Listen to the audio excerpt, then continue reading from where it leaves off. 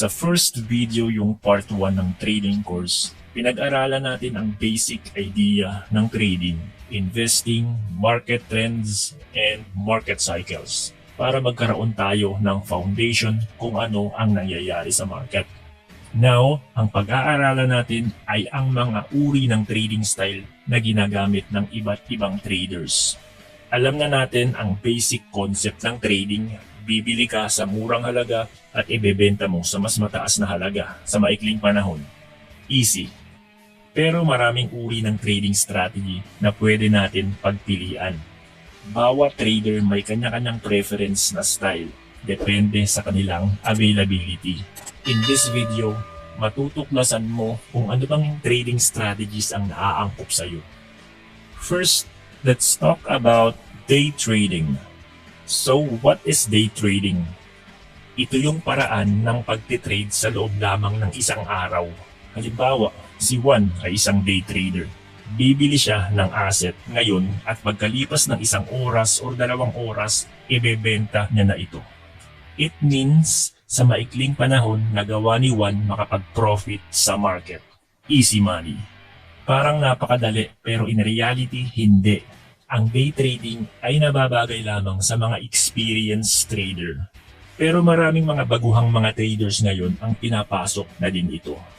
Ang isang day trader ay yung uri ng trader na in and out sa market within the day. Kaya naman ang day trading ay medyo stressful. Kadalasan sila ay nagte-trade sa lower time frame, 5-minute time frame to 1 hour time frame. Ito ay nababagay sa mga taong wala masyadong ginagawa at kayang subaybayan ang galaw ng market sa lahat ng oras. Kasi dito sa day trading, mabilis ang execution. Mabilis manalo, mabilis matalo. Pero ang profits na nakukuha dito ay hindi ganoon kalaki, hindi katulad sa swing trading. Swing trading. Ang idea naman ng swing trading is to capture the swing. Ang trade ay maaaring magtagal ng isang araw o linggo. It means kung isa akong swing trader at nag-enter ako sa trade ngayon, hindi agad ako mag-e-exit sa market mamaya. Maaari itong magtagal ng 1 o 2 araw or even isang linggo bago ako mag-exit sa market. Ang isang swing trader ay madalas nagte-trade sa higher time frame, 4-hour to daily time frame. Di hamak na mas malaki ang nakukuhang profits ng isang swing trader kasi mas malaki ang trend na nasasabayan nito kaysa day trader. Hindi din ito masyadong stressful kasi hindi nila kailangan bantayan ang market minu-minuto. Pwede silang mag-enter ng position ngayon at babalikan na lang nila ito bukas o sa susunod na araw. Ang strategy na ito ay nababagay sa mga taong walang time bantayan ang market minu-minuto. Pwede ito gawin as a part-time. Position trading. Ito na yung long-term trade talaga. Sila yung mga traders na sumasabay sa trend. They aim for much higher profits. Tumatagal ang trade na ginagawa nila ng ilang buwan or isang taon. They make trade on a higher time frame, daily to weekly chart. Ang tinitingnan nila yung big picture ng market. They use fundamental and technical analysis sa kanilang mga trade. Hindi nila pinapansin ang fluctuation ng price sa lower time frame or yung tinatawag na market noise kasi naniniwala sila na normal lang ito at magpapatuloy pa din sa pagtaas ang value ng kanilang position sa trade. At kung malaki ang profits na nakukuha ng swing trader, mas malaki ang nakukuha na profits ng isang position trader. Kasi nakasakay sila habang nagte-trending ang market. Ang mga position trader ay mga patience na tao. Hindi nila ibebenta agad ang kanilang mga asset kahit na tumaas na ang value nito. They aim for a higher price. Bagay ito sa mga taong busy sa buhay at may full-time job. Scalping. Isipin nyo na lang ito yung day trading extreme version. Kasi ang mga scalpers ay yung mga traders na nagpa-participate sa smallest time frame tulad ng 1 minute at 5-minute time frame. Ang motibo ng mga scalpers ay makakuha lang maliit na profits pero madami. So, kung pagsasama-samahin mo nga naman yung mga maliliit na profits, magiging malaki din ito. Anyway, scalping is not advisable for beginners. Kasi dito, kailangan mo mabilis magdesisyon at kailangan well-versed ka sa technical analysis. Pero marami na din mga beginners na nagsisimula mag-trade as a scalpers. Hindi mo sila masisisi. People like to get rich quick. Pero dito sila nagkakamali. Ang trading ay hindi quick rich scheme. It takes time bago ka maging isang profitable trader.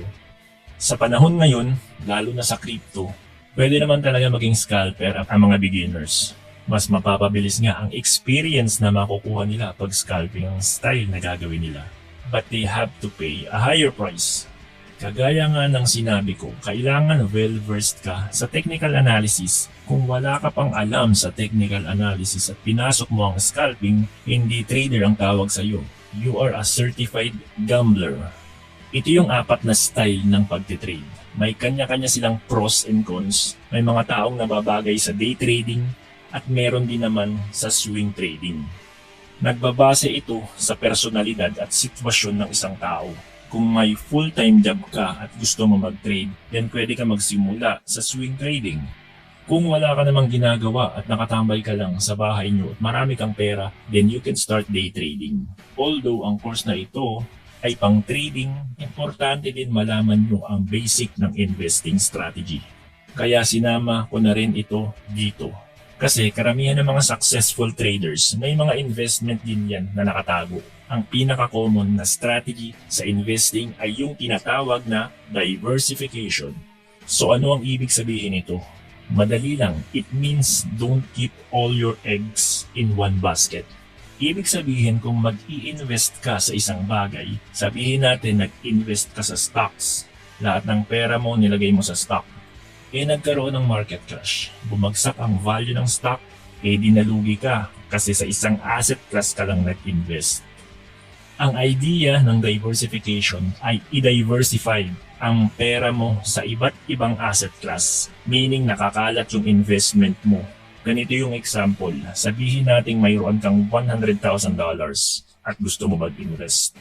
Instead na mag-invest ka sa iisang asset, nag-invest ka sa iba't ibang asset class. Stocks 30%, gold 10%, Bitcoin 50%, bonds 10%. In this example, nagamit ang diversification strategy. Kung magka-crash man ng stocks, maaaring tumaas ang price ng gold at Bitcoin. It means hindi ka masizero. Ito yung protection mo sa mga unexpected scenario. Sa cryptocurrency market, ang idea is the same. Pipili ka ng mga coins na sa tingin mo malakas ang fundamentals at maaaring lumipad pataas ang price in the future. Hahati-hatiin mo ito. It could be a combination of large cap, mid cap, and low cap coins. Kapag sinabing large cap, ito yung may mataas na market cap tulad ng Bitcoin at Ethereum. Sa large market cap, mas mababa ang risk kasi tested na sila over time. So dito, mas maganda maglaan ng mas malaking percentage ng inyong investment. Ang mid cap naman, yung mga coins na naglalaro ang market cap from 1 billion to 10 billion. Example ng mid cap coin ay yung Monero, Stellar, etc. Mas riskier ang mid cap coins kaysa large cap coins. Sa low cap coin naman, anything below 1 billion market cap. Ito yung high risk, high reward coins. Kasi dito, mas mataas ang chance na maging zero ang value kaysa mid cap at large cap coins. Pero ang mga low cap coins ay mas malaki pa ang growth opportunity. Kaya ito yung tinatawag nilang moonshot coins. Pero marami ding mga scam na coins sa low cap area. So be very careful sa pagpili ng low cap coins. Katulad ng example ko kanina, kung may $100,000 kayo, pwede nyo ito hatiin sa 50% large cap, mid cap 25%, low cap 25%. Depende sa risk tolerance nyo. Buy and hold. Ito yung common strategy ng mga investors. Ang pinakakilala sa paggamit ng strategy na ito ay si Warren Buffett, the greatest investors of all time. Kung hindi nyo kilala si Warren Buffett, isa siya sa pinakamayamang investor sa buong mundo. Napakasimple lang ng strategy niya, buy and hold. Bibili siya ng stocks na undervalue, then i-hold niya ito ng 10 years or more. At kapag nag-profit na, tsaka niya ito ibebenta. Isa ito sa pinakamadaling gawin, hindi stressful, hindi kailangan pansinin ang fluctuations ng market at para ito sa mga taong mahaba ang pasensya. Sa cryptocurrency, uso din ang holding. Napaka-profitable ng cryptocurrency market when it comes to holding. Ang best example, syempre ang Bitcoin. Ang price ng Bitcoin noong 2010 ay halos centimos lamang. Biruin mo kung may Bitcoin ka na noong panahon na yun, magkano na ang valuation ng Bitcoin ngayon. Ito nga ang pinaka-the best performing asset in the decade. Isa pang example, Ethereum. Noong 2015, halos $1 lang ang price nito. Pero tingnan nyo naman ang price ngayon. Kung nag-invest ka sa Ethereum noong 2015 at hinold mo lang hanggang sa ngayon, sigurado ako na profitable ka na. Malamang milyonaryo ka na. Trading at investing halos magkakambal yan at pwede mo yan pagsabayin kagaya ng ginagawa ng iba. Ngayon, nagkaroon ka na ng idea sa iba't ibang uri ng trading strategies at kaalaman sa investing. Alin sa tingin mo ang nababagay sa iyo? Sigurado ako scalping. Anyway, sa susunod na video yung part 3 nitong trading course, we will talk about financial markets and trading instrument.